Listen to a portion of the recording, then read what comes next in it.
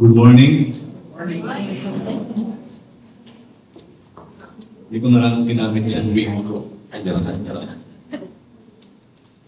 Baka masya. Maraming salamat sa narinig natin testimonies from Dax and Tornado. It was really encouraging. And maganda kung mga ganun. Kahit na tayo mag-message. Sabi ko, okay na yun. It proves my point actually. Although our title is Unshakable Family, but we are being shaken from time. We are really being shaken. The devil is serious. I was quoting kahapon pa yun kanina. Yung sabi ni Jesus, John 10:10, the thief comes to steal and to kill. The thief comes to steal, kill, and to destroy.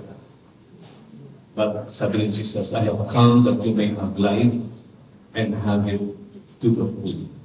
Satan is very serious, especially when it comes to relationship. Now, a family shakes when its foundation shakes. But a family built as Christ being its foundation will not fall no matter how strong the earthquake is. Because Christ and His kingdom is unshakable. Sabi sa Hebrews chapter 12, 26 to 29, okay. All that time his voice shook the earth, but now He has promised, once more I will shake not only the earth, but also the heavens. The words once more indicate the removing what can be shaken, that is, created things, so that what cannot be shaken may remain. Verse 28, therefore, since we are receiving a kingdom that cannot be shaken, let us be thankful and so worship God acceptably with reverence and awe. For our God is a consuming fire. It talks about a kingdom that cannot be shaken. Two things that God is shaking according to this text in Hebrews. First is the earthly or the temporary or created things. Pangalawa is what remains, what cannot be shaken. And verse 28 says, since we are receiving a kingdom that cannot be shaken. Last Sunday, we talked about being wise, walking in wisdom, naalala nyo. Chapter 5, verse 15 to 17, sabi dito, look carefully then how you walk, not as unwise, but as wise, making the best use of the time, because the days are evil. Therefore, do not be foolish, but understand what the will of the Lord is. Foolishness is like a man building his house on a sand. According to Jesus, the foundation is not sure, just like a family built on culture, built on emotions, money, rights. These are important, but they are not the foundations of a secured and unshakable family. Being wise is like a man building his house on a rock, sabi ni Jesus, and that rock mismo is Christ. According to the Apostle Paul, the solid foundation that makes the house secured and unshakable is Christ the rock. Ephesians 2:20, built on the foundation of the apostles and prophets, Christ Jesus Himself being the cornerstone. Pray muna tayo. We thank you, Father, for the time. Nakarinig kami ng mga testimonies on how you work, how you are unshakable, and how weak and prone we are to be shaken. But thank God that you are always with us. You are there, you will never leave us nor forsake us. You will reach us, find us, look wherever we are.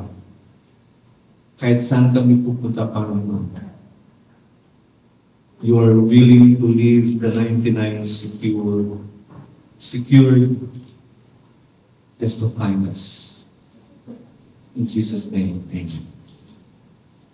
Ang ating text sa chapter 5, verse 21 to chapter 6, verse 9 is part of the many conclusions, many therefores that Paul emphasizes in his 6th chapter letter to the Christians in Ephesus.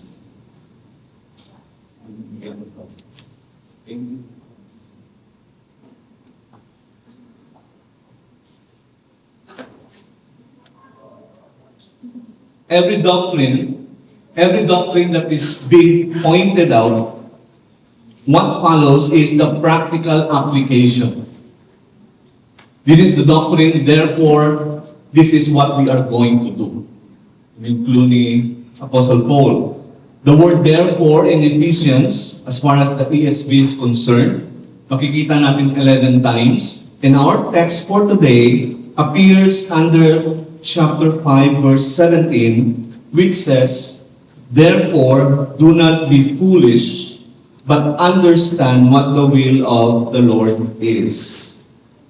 So there are two kinds of people mentioned in the scriptures, in general, the wise and the fools. Being wise does not mean you are smart or intelligent. But as what the text says, it is understanding the will of the Lord. Yun yung mga wise na tao. Yung hinahanap, ginagawa kung ano yung will ng Panginoon. Those are the wise people. Therefore, wisdom is moral, relational, and it comes out from knowing God and submitting to His Word. Kaya sabi kanina, Attorney, need to know God. Kung ilang taon na yung nagdaan na hindi natin nabasa yung Bible, wala tayo sa fellowship, bawiin natin. Sayang yung mga panahon. Let's do our best to know Him. Sabi ni Peter, grow in the grace and love of knowing the Lord Jesus Christ. On the other hand, the fools naman, sabi sa scripture, is never about IQ. It's a moral term describing the one who dismisses God. Hindi ibig sabihin, konti lang yung nalalaman mo, you are a fool. That's not what the Bible says. Sabi sa Psalm 14 verse 1, the fool says in his heart, there is no God. Ito yung mga fools. Yung mga tao na hindi naniniwala sa Panginoon. Fools are those who ignore corrections, sabi sa Proverbs 1 verse 32. Those who speak recklessly, Ecclesiastes 10 verse 1. Those who trust himself instead of trusting the Lord. Yung, kanina din, naalala ko yung sabi ni Dax. Diba? May mga times din na ganun tayo. Diba? Kaya ko yan. Konti lang naman yun. Madali lang yun. Yung we trust ourselves, we forget to remember that everything comes from the Lord. And then, akala natin, kaya natin kasi, alam naman natin eh, we know what to do. May naalala kong isang kaibigan ko dati sa Cebu. He was a drummer sa praise and worship. Bago pa siya, takot na takot, nanginginig. It was his first time to play drum sa praise and worship. And then, nagdaan ng mga taon, kabisado na niya lahat. Yung isang pastor nagsabi sa akin, referring to him, sabi niya, you know what? The best play you ever played with the drums was the first time. Yung nanginginig ka, yung hindi mo alam kung paano, yung you are very conscious with the Lord. Pero kung matagal ka na, yung ikaw na yung sikat, di ba? Yung ginagawa mo na yun to take the glory. I'm not just referring to the drummers dito. We have been doing those things when we do not trust the Lord, instead we trust ourselves enough. And we became fools. Pag ano. So, especially those who choose the path that cannot end well because it is detached from the truth, we are, or those are, the fools that the Bible has mentioned. Under the command, do not be foolish, but be wise, Paul gave practical examples on how to live wisely. Last week, pag-usapan natin to. Una, do not get drunk with wine, but be filled with the Holy Spirit. Hindi ako nasishock dito. Tubig to. Makakalain. Kasi may teacher kami dati, ganun eh. But he was a foreigner. So, masakit yung tiyan niya, kailangan naman tubig. Madali maano yung... So, first is do not get drunk with wine, but be filled with the Holy Spirit. Pangalawa, speak to one another with hymns and spiritual songs. Pangatlo, giving thanks to God always for everything. Fourth, and submitting to one another out of reverence for Christ. Verse 21 is our main text for today, and the main word here is submission. The word implies a voluntary attitude of giving in, cooperating, and carrying a burden. It is not about coercion, na pilitan lang, no, but a willing choice to serve the Lord, to serve others. Submission. So first, in a general sense, submitting to one another out of reverence for Christ. This is the structure designed by God for every relationship. In a general sense, we are all commanded to submit to one another.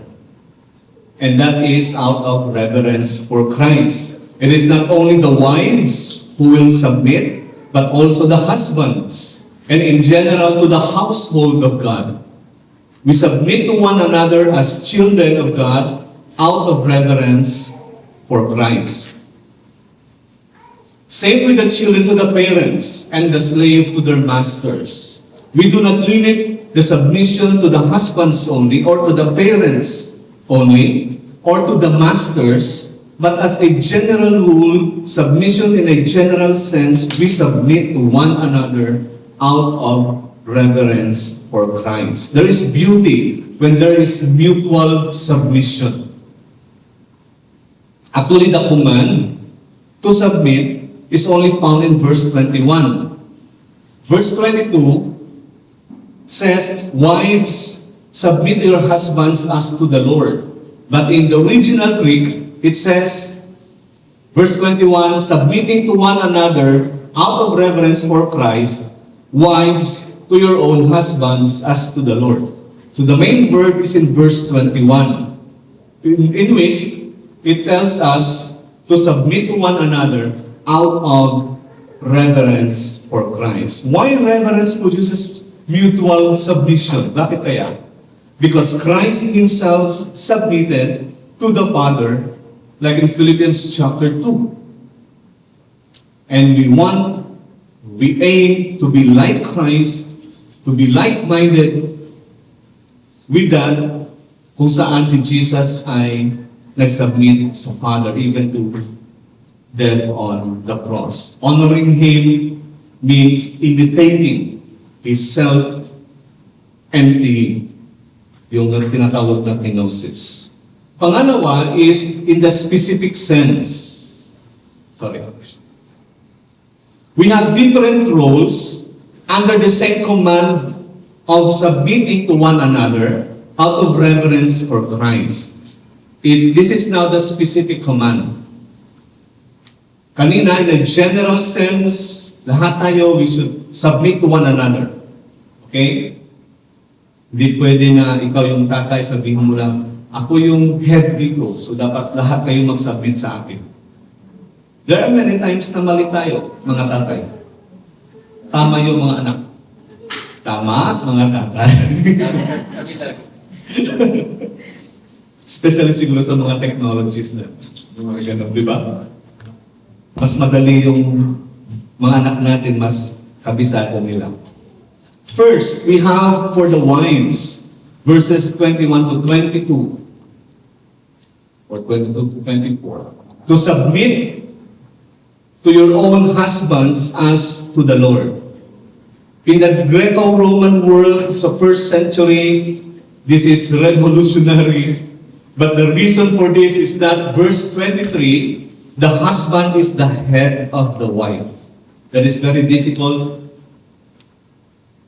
to reason out sa mga tao na hindi naniniwala sa scripture as authority. Sabihin lang natin na yun ang sinabi. The husband is the head. So, dapat ganun. Mahirap din yun. Dapat maintindihan, explain din, and of course, with much praying, in which yung mga wives will submit to their husbands.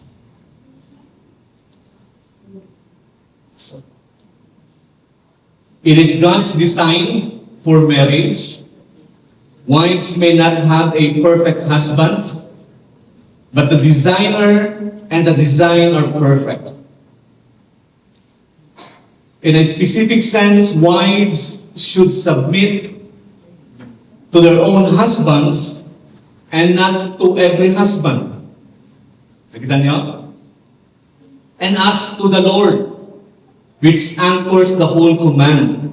Because when the wives submit to their own husbands, it pleases the Lord.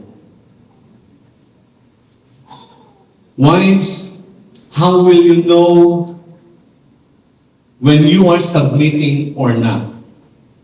Ganda ng sinabi ng verse 33, 33b. And let the wife see that she respects her husband. Amen. Ako na nag-amen para sa inyo. Hindi kayo makaibig. I think that says it all. When, parang yun yung line. When even na you are submitting, but in your heart you are not respecting, you have crossed the line.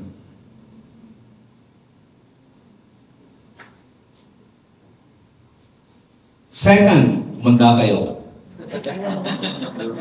Husbands, revenge ng mga wives.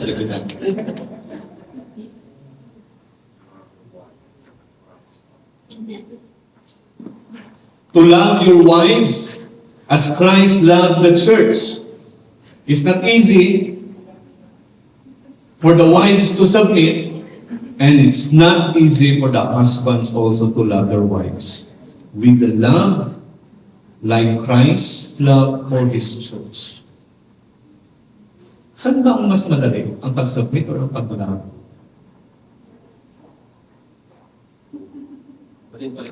Pareho, no? Pareho mahirap.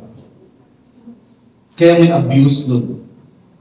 Yung mga husbands, because they are the head of the family, they will abuse that authority, their leadership, over their wives. Kaya magkagulo. Ganon din yung mga wives. They will abuse their position, being the wife, na they should submit sana to their husbands. I don't want to submit to you. Bahala ka. So the family is being shaken. When we don't do our role. Iba-iba kasi. Ibang role ng wives, ibang role ng husbands. But we are equal in the sight of the Lord. Sabi pa sa Colossians 3:19, makinig, husbands, love your wives and do not be harsh with them.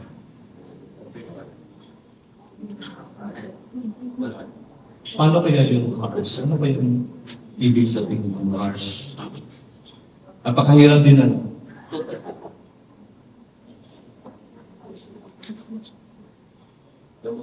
It's not an easy task, and This is where most family are being shaken.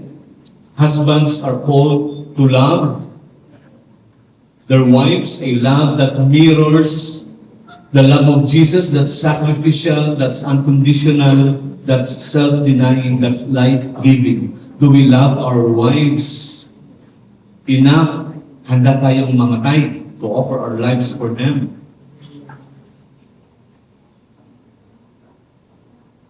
Yung kape nga lang, pag hindi tama yung timpla, at ayaw ko na sa wife. Di nga lang di lang nga mamasahe yung parang galit ka sa asawa. Kala mo kung anong ginawa. O mga bata, makinig. Akala nyo kami lang. Children. We have for the children, chapter 6, 1 to 3, to obey your parents in the Lord. Why? Bakit? Children, for this is right. Ito ang nararapat. Kahit din natin explain muna. If we believe the scripture to be authoritative in our lives, sinabi ito ng Panginoon, need to believe it. You obey your parents in the Lord indicates that obedience should be aligned with the Christian principles and teachings. Hindi naman kasi lahat ng mga parents merong magandang plano, pagmamahal sa kanilang mga anak. Not all parents are perfect. So, medyo mahirap din yung mga ganon. But the Lord knows that. Hirap knowing people na pinapabayaan ng mga parents. There are others probably here who are not able to feel the love of their mother, their father. When we're talking about loving them, I don't know. Lord, help us. Fourth, bakit kaya na-specify talaga yung mga fathers? We have for the parents, but for the fathers, as representative of the family. That is, on a negative side, not to provoke your children to anger. But on a positive side, that is to bring them up to discipline and instruction in the Lord. Lahat ito, may dalawa pa, 5 and 6, masters and slaves and masters, under tayo sa submission, being wise, and actually doing the life that is being filled with the Holy Spirit. Being filled with the Holy Spirit is not just by speaking in tongues. Rather, makikita sa relationship natin with our wives, with our children then with their parents. Same thing with the slaves and the masters. So fifth, we have the slaves or the bond servants. And that is to obey your masters. In the Roman Empire, slaves are common and they become part of the family. There are slaves, bondservants, kasama sa bahay na they really become part of the family. Ang ganda ng relationship, no? But not all families are like that. There are families na they would treat their servants, mabuti pa yung aso, mabuti pa yung pusa. May mga treats. Ang mahal-mahal pa ng mga treats kaysa kinakain ng mga servants. Diba? But here, of course, together with the masters, we'll cut it short, masters to do the same, which is back verses 5 to 8, where servants were told to serve with sincerity of heart as to Christ. Gawin din. Treat workers with dignity, with sincerity, not merely as tools.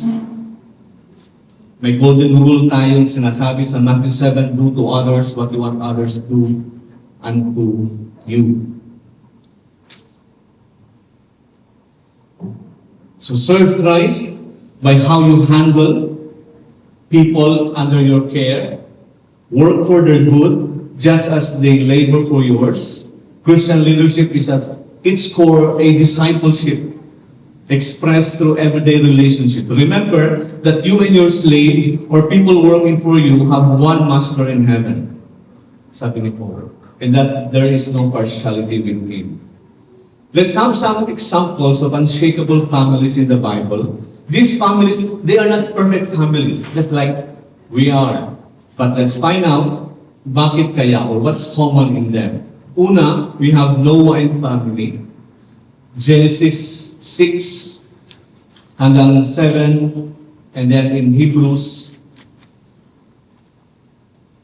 Sabi sa chapter 1, and verse 7, chapter 7, verse 1, the Lord then said to Noah, go into the ark, you and your whole family, because I have found you righteous in this generation. That's Noah and his family. We know that there were 8.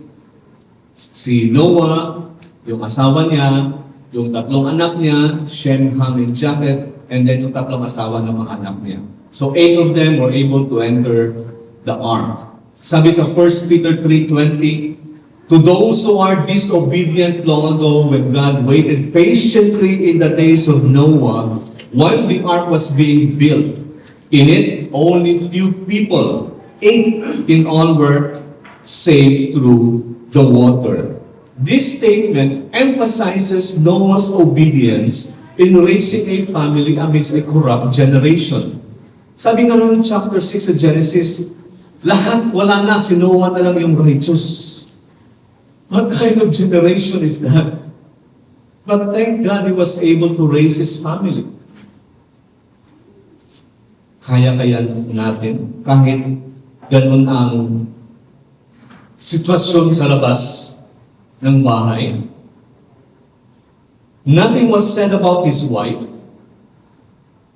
and the rest of the family, but Hebrews said, in keeping with faith. In keeping with faith. Hebrews 11:7. By faith, Noah, when warned about these things not yet seen in holy fear, built an ark to save his family. By his faith, he condemned the world and became heir of the righteousness that is in keeping with faith. Kasi kung ano yung nasa mundo, we tend to blend. And our children, mas mabilis sila kaysa sa atin. Sabi dito, sa Hebrews, by his faith, by Noah's faith, he condemned the world. There should be a demarcation line between you, your family. Ito yung gusto namin, Lord. Ito kasi yung gusto mo, Lord. Ito yung will mo. We don't want to be there in the world. There must be a separation. Dapat alam natin, especially parents, kung ano yung nasa mundo, ano yung nasa Panginoon. In keeping with our faith. He did not follow the world. Hindi nakisunod sa uso. That's Noah and his family. Although Shem, Ham, and Japheth were mentioned, yung family line nila, but nothing else. Parang wala na. Of course, di rin sila perfect ng family. Nagkagulo din sila nung sila na lang yung natira sa mundo. Abraham and Sarah. Genesis 12, verse 1 to 4. The Lord said to Abraham, go from your country, your people, and your father's household to the land I will show you. I will make you into a great nation, and I will bless you. I will make your name great, and you will be a blessing. I will bless those who bless you, and whoever curses you I will curse, and all the peoples on earth will be blessed through you. Verse 4. Abram went as the Lord told him, and Lot went with him. Abram was 75 years old when he set out from Haran.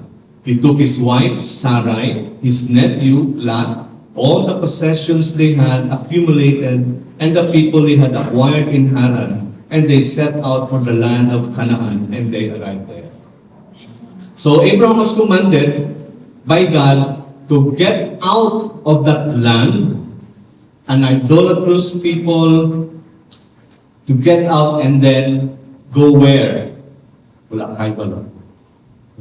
Hindi alam ni Abraham kung saan pupunta. Just follow me. That's not easy. Alam mo, you need to go out, pero hindi mo alam where. Buti pa yung lilipat ka ng bahay, kasi alam mo eh. You know where to go. Medyo mahirap nga lang. You will carry all these things, transfer there, but to carry all these things here, and then go out of your house, and then go where, Lord? Where? The first family that Abraham had was his wife Sarah, his father Terah who died in Haran, and then his nephew Lot. And they were idolaters before that. They were unbelievers, but the Lord called Abraham. And again, what was important in this family was their faith in God. Sabi ng Hebrews 11, for he was looking forward, Abraham, to the city with foundations, whose architect and builder is God. Yun yung vision niya. Yun yung hinahanap niya. Yun yung gusto niyang puntahan. Verse 11, and by faith, even Sarah, who was past childbearing age, was enabled to bear children because she considered him faithful who had made the promise. If we have this God that we serve and we know that He is faithful, and when He promised us, are we willing to take a leap of faith? Alam natin, the Lord will never leave us nor forsake us. Are we going to go? Alam natin na wala tayong pambayad sa family camp sa Crossroads. Are we going to go? Sunod pa rin tayo. Punta pa rin tayo. Yung mga ganun. We know, Lord, na wala kaming ganito. But you called us to be here. You called us to be there. You called us to do this. Are we willing to take a leap of faith to do that? Abraham and Sarah and Lot, not a perfect family, but by faith, they did. Another one, dali lang, Joshua and family. I'll take a shortcut. Sabi dito sa Joshua chapter 24:14, now fear the Lord and serve Him with all faithfulness. Throw away the gods your ancestors worshipped beyond the Euphrates River and in Egypt, and serve the Lord. Verse 15, but if serving the Lord seems undesirable to you, then choose for yourselves this day whom you will serve, whether the gods your ancestors served beyond the Euphrates, or the gods of the Amorites in whose land you are living. But as for me and my household, we will serve the Lord. This was the time na hindi na talaga alam ng mga tao. Even the people, the Israelites, don't know what's right and wrong. Ano ba? I thought God will never leave us nor forsake us. Bakit here our enemies are ready to kill us? Parang wala na tayong ano. I mean, di ba Joshua, galing pa kay Moses, ang galing ng mga miracles na ginawa ng Diyos niyo, bakit ngayon wala? It seems like we are forgotten. Even in that time, even in that situation, like Noah, he was the only one who was righteous. Dito sabi niya, okay, sabi ni Joshua, parang, okay, choose, pili kayo. If you think that God is able to save you, then serve Him. But as for me and my family, we will serve the Lord. Joshua's family was not mentioned. It was only Joshua. But the text says he has a family, and as a family they decided, headed by Joshua, they will serve the Lord even in this wicked generation. For our conclusion,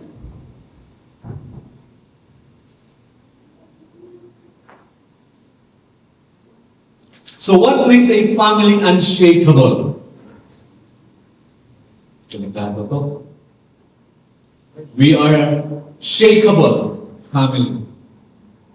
Each one of us are shakeable. We know, sabi kanina ni Dax, she's unshakable because we understand that with the Lord, with God in us, we will never be shaken. What makes a family unshakable? As far as Ephesians is concerned, we have three important pillars. First is unshakable person. Because of the unshakable person, Christ is the only unshakable person in the family. Would you agree with that? Not the father, nor the mother, nor the children. Without Christ as the foundation, the cornerstone, the family will be shaken. Kahit na si Jesus yung ating foundation, we are still being shaken.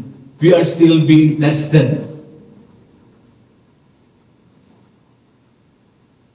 But thank the Lord, Christ is unshakable. Even though the family, our family will be shaken, the Lord is unshakable. Kaya doon tayo hawak. Huwag tayong humawak sa beat. Hawak tayo sa kay Jesus. Di ako sasayin. I mean, when life is being shaken, you cannot do the balance. Kahit sino. Kaya gagawin natin is maupo, ganun sa ground, because we cannot do it on our own. But Christ is the solid foundation, the cornerstone, and will never be shaken. That's why He is unshakable, and He is unshakable. He that is unshakable will make us unshakable also when we are in Him. Pangalawa is, the second pillar is unshakable power. And that's the power of the Holy Spirit. Be filled with the Holy Spirit, chapter 5, verse 18. Sabi pa dito, verse 18, and do not get drunk with the wine, for that is debauchery, but be filled with the Holy Spirit. Paano mangyayari yun? Binigyan tayo ng example ni Paul on how a person is being influenced by the spirit of San Miguel, spirit of Red Horse, ano pa yung mga inumin. Kung gaganon-ganon ka, and then you can do anything, parang wala ka ng hiya. With the power of the Holy Spirit, ganon din. Hindi ibig sabihin na wala ka ng hiya. You can do things which you don't normally do and cannot do without the help, without the influence of the Holy Spirit. That is being filled with the Holy Spirit. And yung word na ginamit dyan, actually, is to ask the Lord, to ask the Holy Spirit every day. Kasi the Holy Spirit is in us, but we are not full of it every day. May mga times talaga na especially parang di natin feel, parang wala, parang ano ba to? I read how many chapters already, pero parang wala akong naintindihan. But it doesn't mean that the Lord is not working. The Lord works, sabi nila, the Lord works best during the dark times. So we need power from the Lord. And when we need power from the Lord, we submit to the Lord. The Lord must increase. We should decrease. Submission in verse 21 cannot be done by willpower. We need the Spirit. We need to be Spirit-filled. And the reason we can submit is because we have a kingdom that cannot be shaken. Your house may fall, yung mga families natin, relationships may fail, but Christ's kingdom will not fail. The unshakable power of the Holy Spirit can change the lives of every person in the family as we surrender to Jesus, as we submit to Him. Pangatlong pillar is the unshakable practice. What we mean by this is that submission that remains. We live it every day. Ginagawa natin. We live it. We apply. Pamumuhay. Sa buhay. Sa buhay. Sinabuhay natin? Isa buhay. Okay. Okay. Sorry for that. Anong ibig sabihin nun? Verse 21 again, submitting to one another out of reverence for Christ, as wives submit to their husbands as to the Lord, because the Lord cannot be shaken. Mahirap, but the Lord cannot be shaken. And the children obeying their parents in the Lord. Children, mga bata, mahirap, but the Lord cannot be shaken. The Lord does not fall, and the fathers will train their children and instruction into discipline. Chapter 6, verse 4, slaves to their masters, masters to their slaves, because we have one master in heaven who cannot be shaken. This is not a one-time, one-day principle. It's a lifelong practice, lifelong commitment to the Lord. You have it every day by the power of the Holy Spirit, following the Lord Jesus Christ. Sabi pa ni Paul, 1 Corinthians 11:1, follow my example as I follow the example of Christ.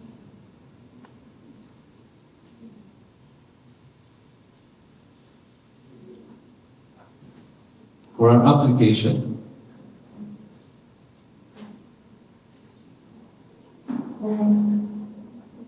when the shaking comes, and it will, some of us here might be having the earthquakes right now. Kung wala pa, someday, it will really come. I-shake talaga yung buhay natin, yung families natin, yung budget natin, yung communication natin sa mga mahal natin sa buhay, yung mga anak natin. There will be shaking. But when the shaking comes, take note of the word finally.